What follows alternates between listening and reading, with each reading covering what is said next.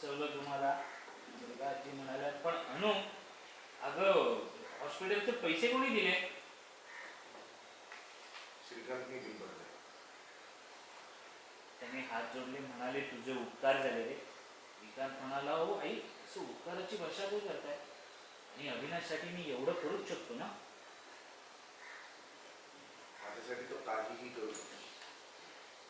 बरं मी काय म्हणतो, मला ना ते हॉस्पिटलमधलं खाऊन कंटाळा आला. जरा घरचं काहीतरी मसालेदार चमचमीत मिळालं तर बरं. अनु अगं तू बस ना. सीमा आहे ना, सीमा करेल की. सीमा का सगळ्यांच्या चहा नाश्त्याचं बघ.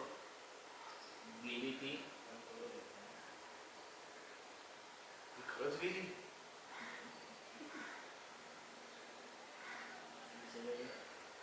Next continue.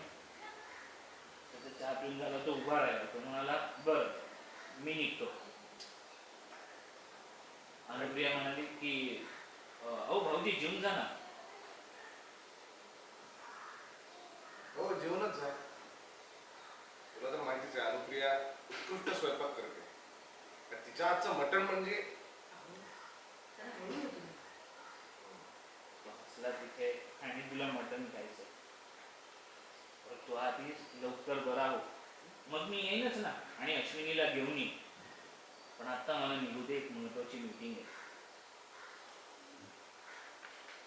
तिथं म्हणाला चला आई दादा वहिनी पिऊ निघतो. पिऊनी थांबवलं, म्हणाली काका आज तुमच्यामुळे बाबा घरी आले, खरंच खूप थँक्यू. म्हणाला अगं काका पण म्हणतेस आणि काकाला थँक्यू पण म्हणतेस वेडी, चल बाय. म्हणून गेला तो निघून.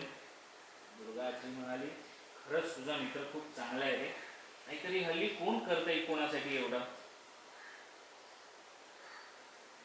पण तू आज घरी आलास ना बाळा, हे बघून मला खरंच खूप बरं वाटलं. पण तुला काही त्रास होत नाहीये ना? नाही ठीक आहे. बघितलं पिऊ आली तुमच्या समोर.